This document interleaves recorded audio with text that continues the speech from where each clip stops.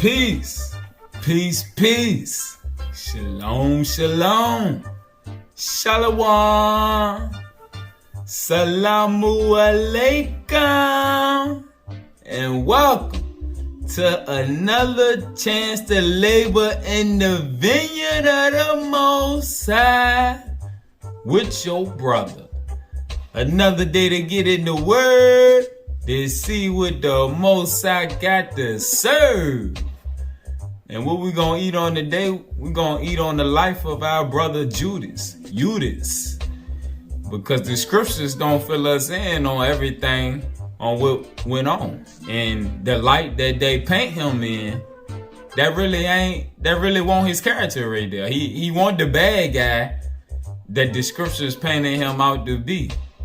It's just the story then been a little twisted.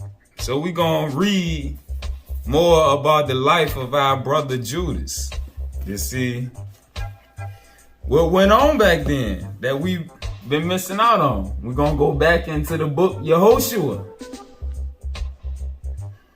Alright. And this book was wrote in 1917. And for some reason, it then got took off a line. They stopped people from being able to order it. Alright, so let's see. Who was Judas? Page 33.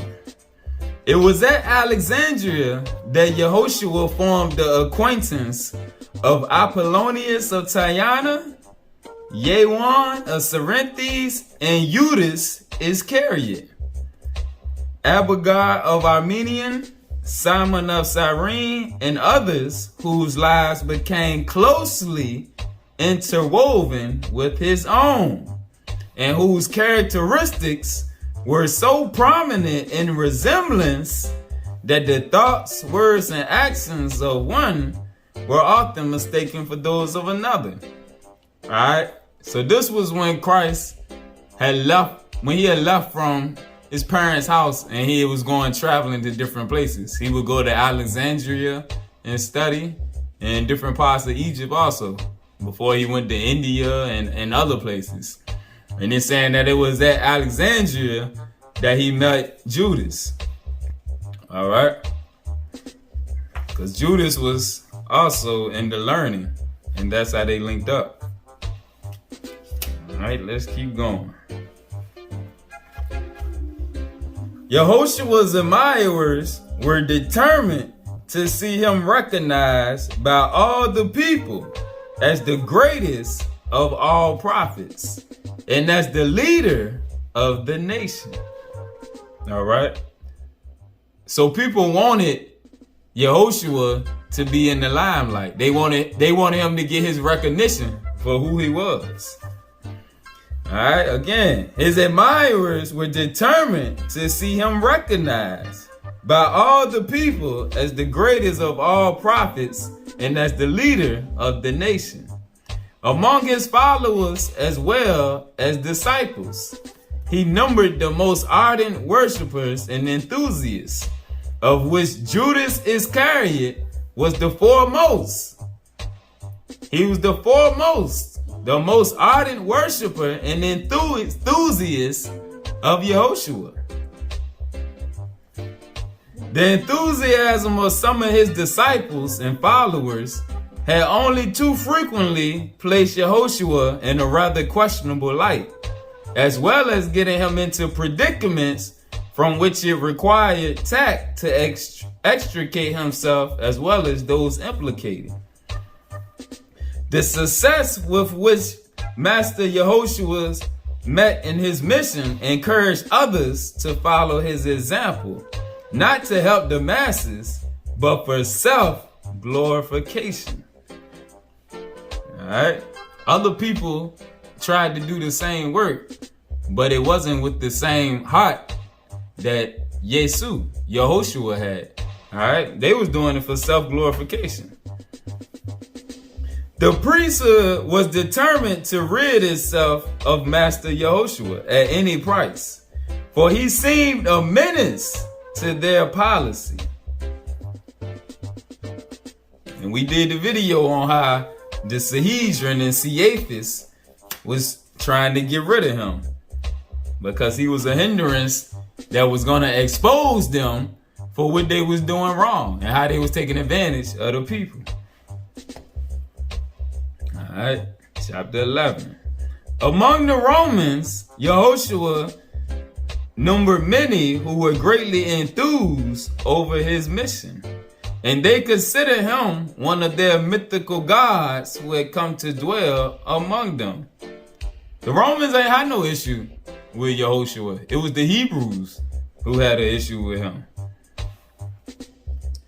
All right.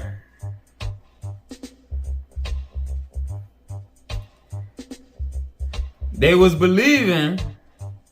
His immediate disciples, convinced in their own minds that he was their savior, each one believing that Yahushua was destined to be the incarnation of their hopes. This idea had fastened itself particularly upon Judas, who, being enthusiastically inclined and fanciful, overestimated and magnified the actions of Yesu or Yahushua to such an extent as to border almost upon the supernatural. Of good parentage and endowed with religious fervor, with plenty of means at his command, which he devoted to the cause and prided himself upon increasing the treasury for his master. Judas became the herald and advanced guard of Yahushua and his disciples. All right, so Judas had plenty of funds for the mission.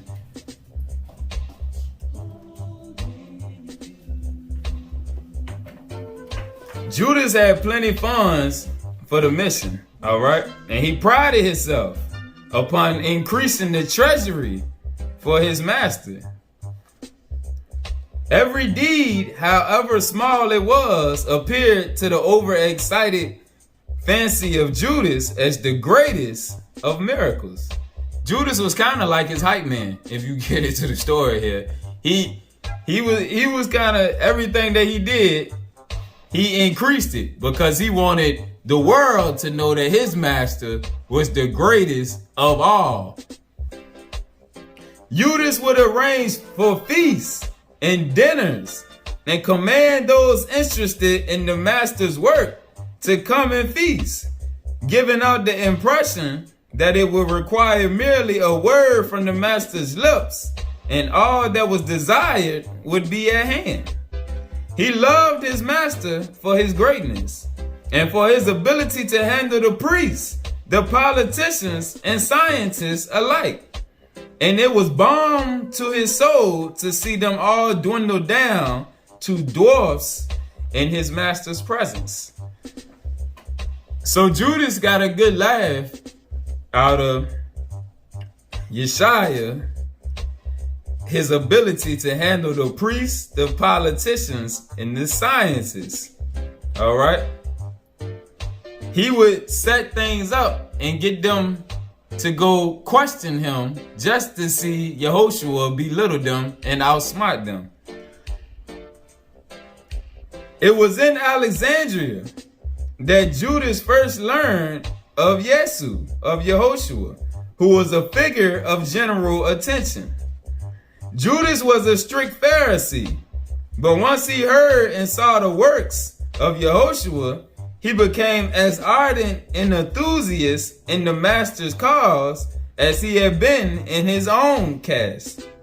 Wherever an opportunity offered itself for the glorification of the master, Judas will always take advantage of it. To him, there seemed to be nothing more gratifying than that his master be recognized as the greatest of beings and worshiped by the hearts of his people.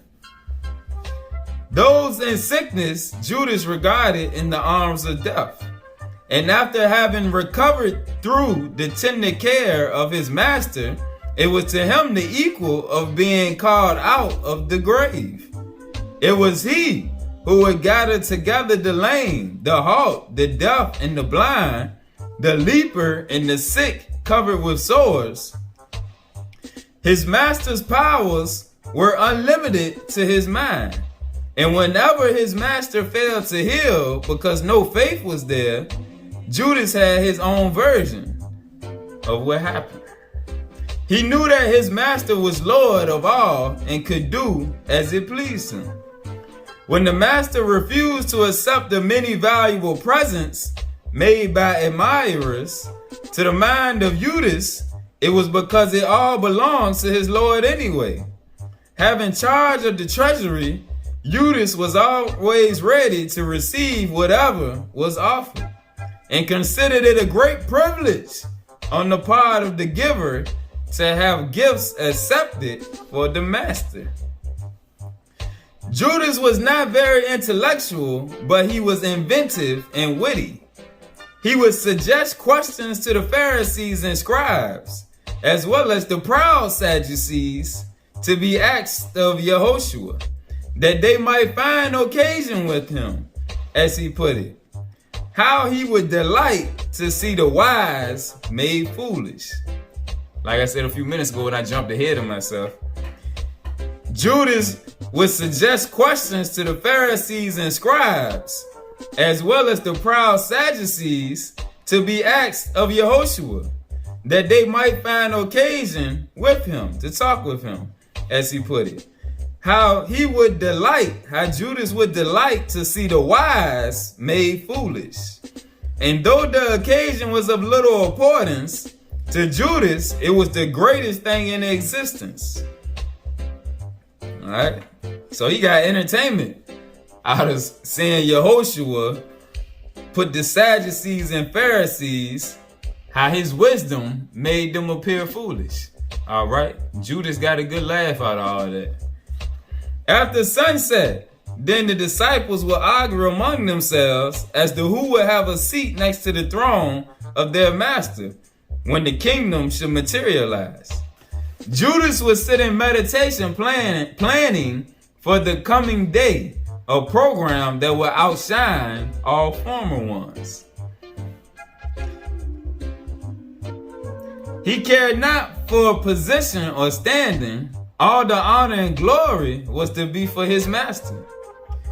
When rebuked for his many hasty actions, which might result in bringing down the authorities upon the congregation, Judas accepted it as an index of insufficient energy on his part. It was done merely to try his own faith in the master's ability. Before the people, Judas would speak boastfully of Master Yehoshua. But when in the latter's presence, he will be as calm and gentle as a lamb, ready to receive commands and to follow his master's bidding.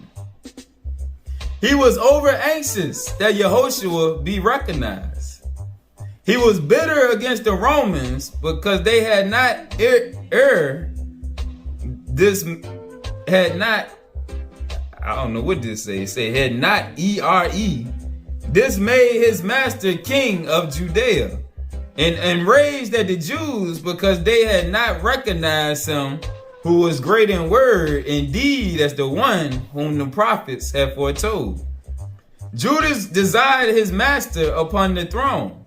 This was his only ambition. There were no means either too low or too high which Judas would not use to gain his desired end. Judas left no stone unturned to ensure his master's popularity. Alright? So this excitement and him trying to boast up Yahushua in the eyes of all the people, we're gonna see that's what's gonna come to backfire on him. Alright? It won't. The Bible left out a lot of pieces. Alright? He cared deeply for Yahushua. It won't like he just turned them in for no reason, as we gonna see. Alright? It was because his excitedness to have him recognized, Satan used that to work against him. Alright? If money could do it, Judas was the man to get it. For he surely had the ability, as his mind as well as his connections were ever resourceful. The days of the great feast of Jubilee were fast approaching, an occasion memorable to the faithful, and of gain to those less in sympathy with the ritualistic part of Israel. It was the feast that only the selected were called upon to witness, as it occurred but once in 7 times 7 years. The time was doubly important as it was an occasion for rejoicing and for thanksgiving, and attracted the people from the 4 corners of the earth. There will be young and old, from the east and from the west, the north and the south. Such an occasion was not to be overlooked by Judas. Already thousands have put up their bazaars in the streets of Jerusalem. So this was as we know, the Jubilee, it was a major event. But we don't really, in no other text, get it on how big a detail it was at that time. But Judas used it to his advantage. Already thousands have put up their bazaars in the streets of Jerusalem, and tens of thousands had arrived in the holy city to procure their quarters before the coming of the great mass of people. Before the people became too much absorbed in the festivities as arranged by the priests, Judas devised a way to detract the minds of the people from the long looked for event and spring a surprise upon the Pharisees that will bring their plans to naught. Alright, because we know they had plans to try to get Jesus. It was not the intention of Master Yehoshua to spend the first few days preceding the festival at Jerusalem. So for this reason, the preparations usually ordered had been omitted. Still, Judas had taken it upon himself to see that all was in order to receive the guests. Judas arranged for the entire company to rest up in respect for the Sabbath, while he himself took occasion to enter the city and hire strangers as well as friends to aid him in the reception of the master. So Judas was spending money to make this the biggest celebration of all time. Judas engaged trumpeters and street singers, and flowers and palm leaves were gathered by the strangers within the gates to be used in the great memorial jubilee. Judas gave instructions and orders to all the faithful to shout the great tidings of Israel's redemption in the streets after sunset of the Sabbath day and declare the coming of the King. This commotion and interest on the part of the people brought envy and bitterness in the hearts of the priests, who feared an uprising and a loss of their expected revenue during the approaching days of the feast. They were enraged at the sympathy shown by the people, and when Yahushua, arrayed in his festival garb and sitting upon an ass covered with the jewel rug, appeared at noonday in the principal street of the city, and before the public buildings and the palaces of Caiaphas and Pilate, while thousands of people, many with swords and shields raised, cried with one accord, "Hosanna to our King."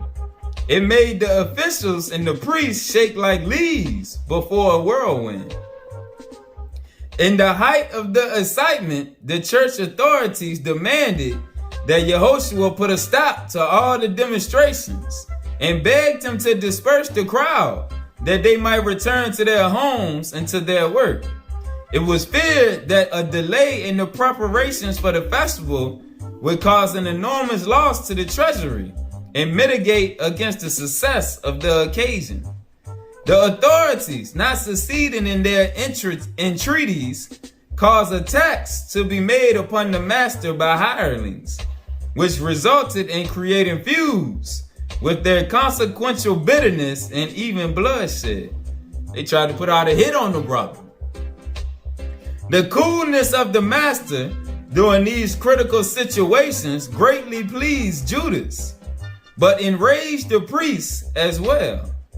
Judas felt that he had done himself justice and was convinced that owing to the many strangers within the gates before the opening of the festival, the event would be the talk of every tongue. As expected, the entrance into Jerusalem on the first day of the week caused a division of opinion among the population, and to the Sanhedrin, now in possession of the long-expected warrant from Rome for the arrest and trial of Yahushua. This event was very inopportune, as it was their intention to leave the matter rest until after the holidays, fearing that many strangers might take sides with the opposition and cause an uprising.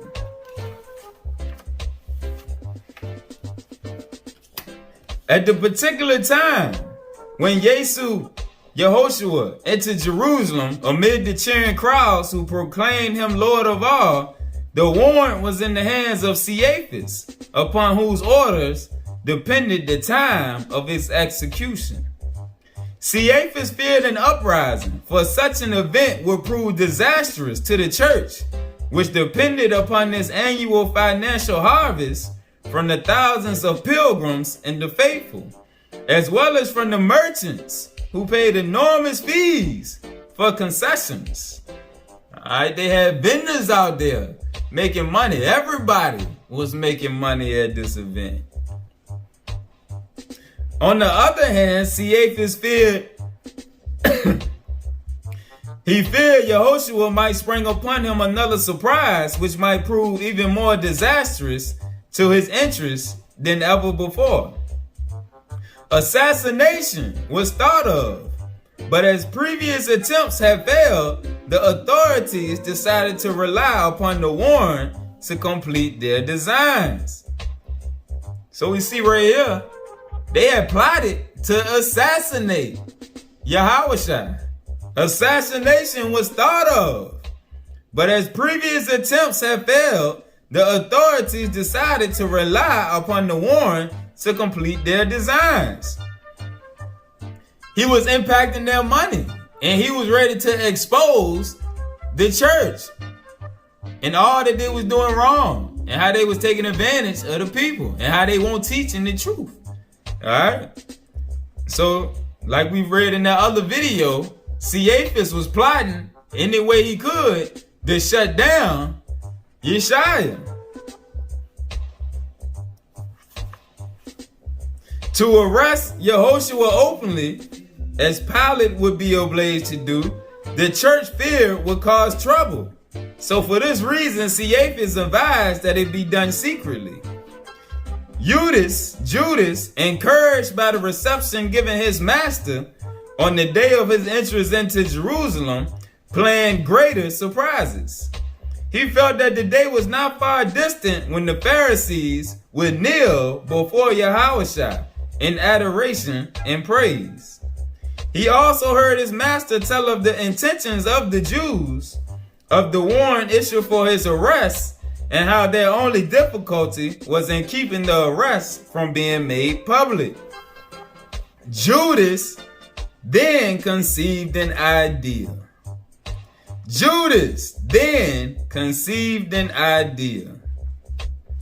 This was the turn right here when he went wrong.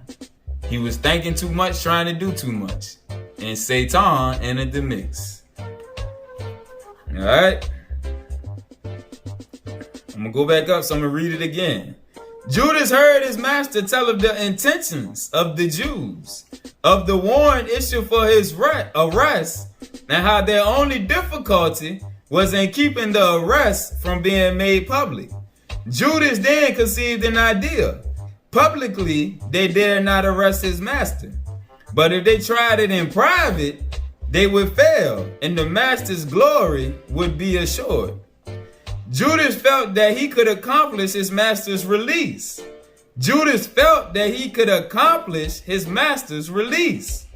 And before the world, another miracle would be done.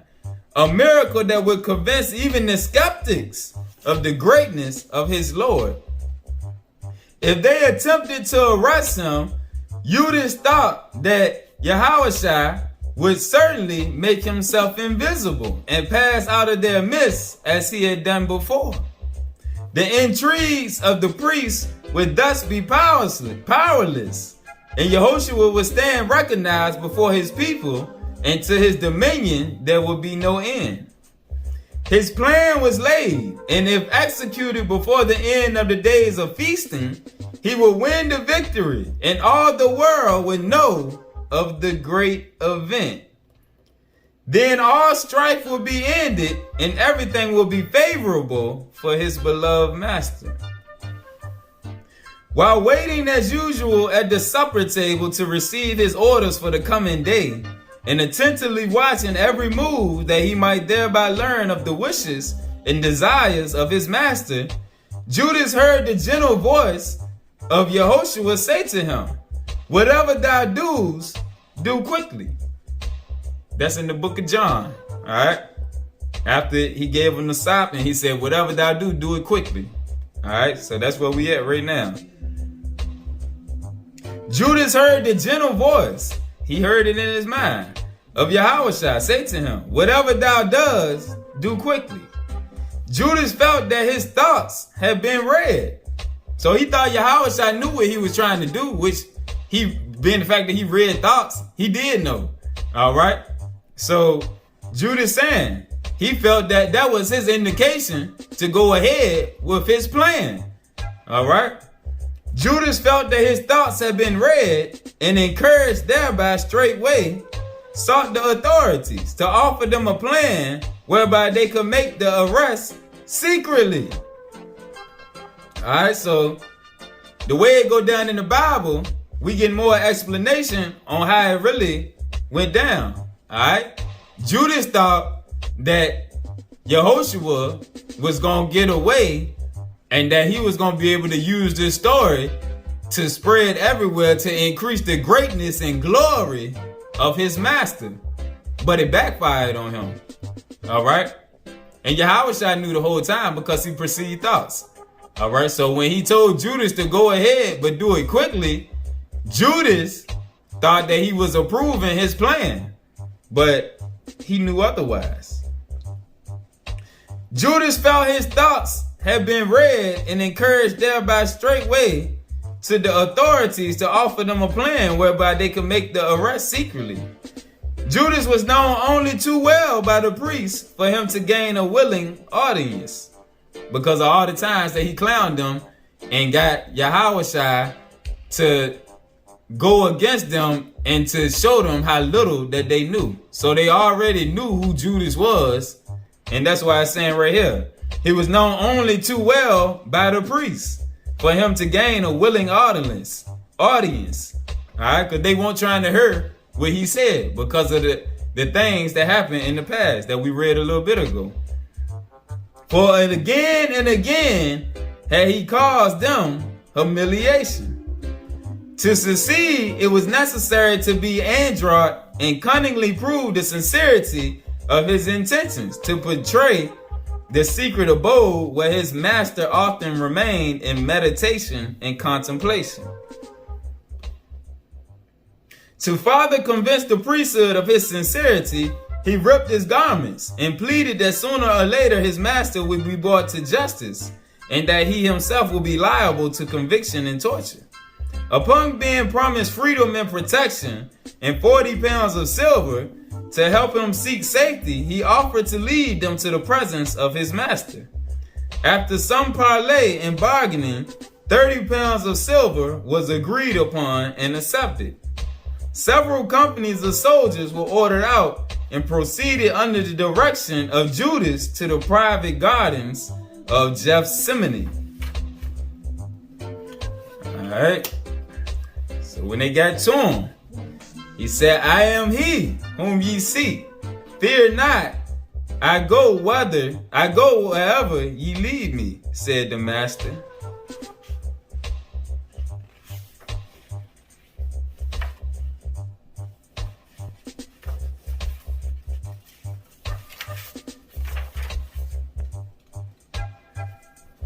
right, I'm going to skip forward a little bit because another day we'll go through the death of Yahushua.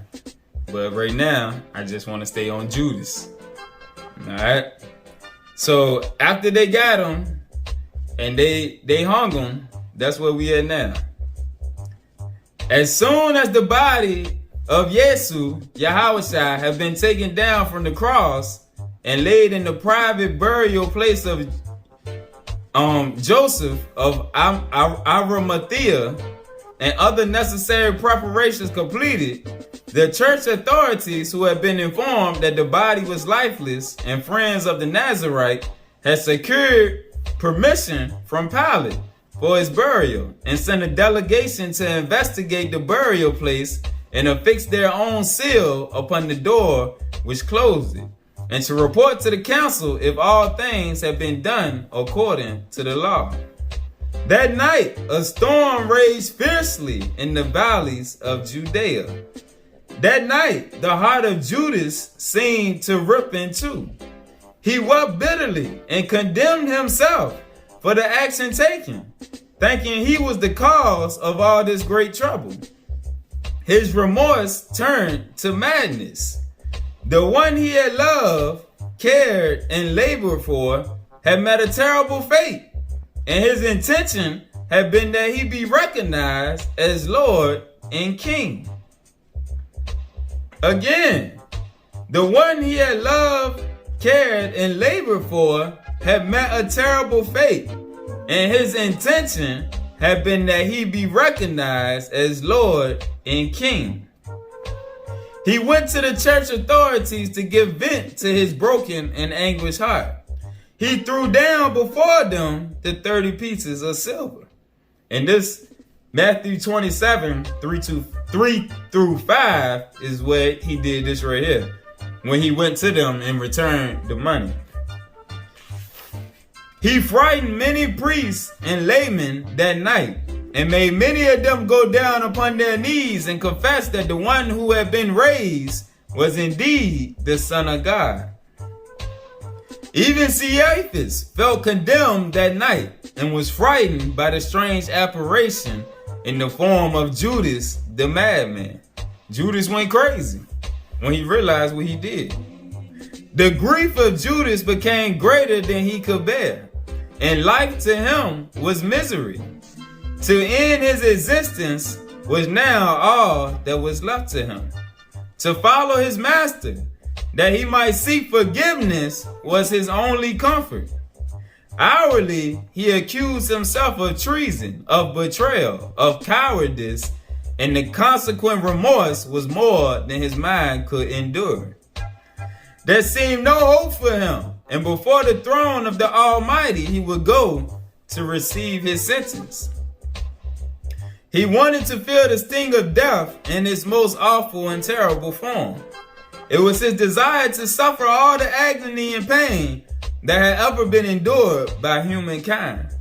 The mental torture he suffered was not enough.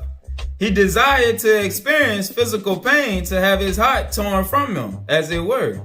And there upon that spot where he had given his master that fatal kiss, would he end his hated life. But now that everything seemed to end in a fiasco, the soul of Judas struggled between light and darkness, suffering the inseparable pains of a state of uncertainty and suspense. Judas had watched and noted every movement that was being made, but when he found no miracle was done, for he still hoped that something great would transpire, when he saw his master laid to his last rest, the little flickering flame of hope died away, and he went out to seek a spot where he might end his unhappy life.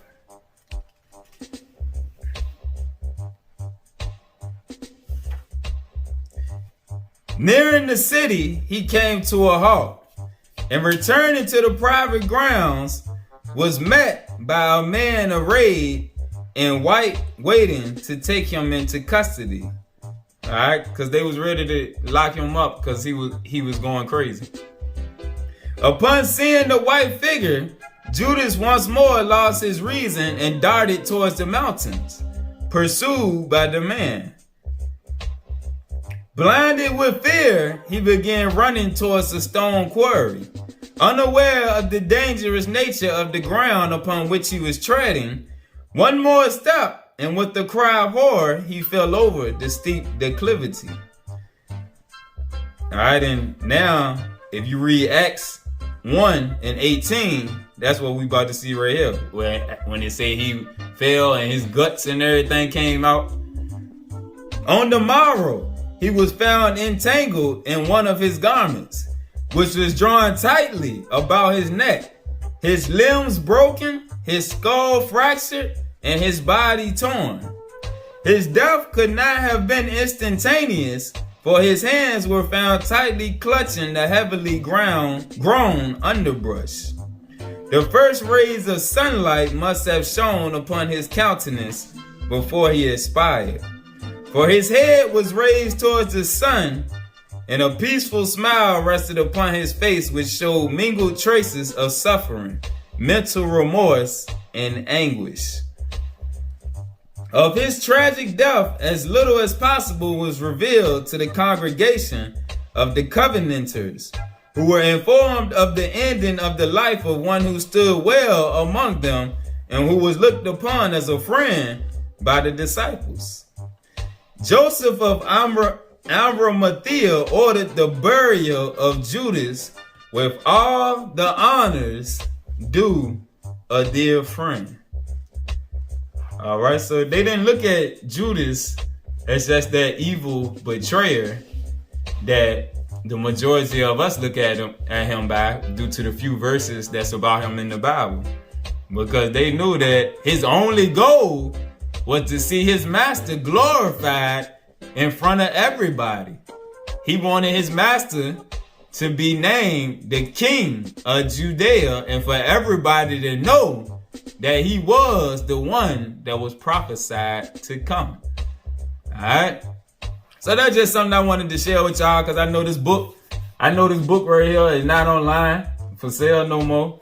And they go into different aspects of the life of Christ.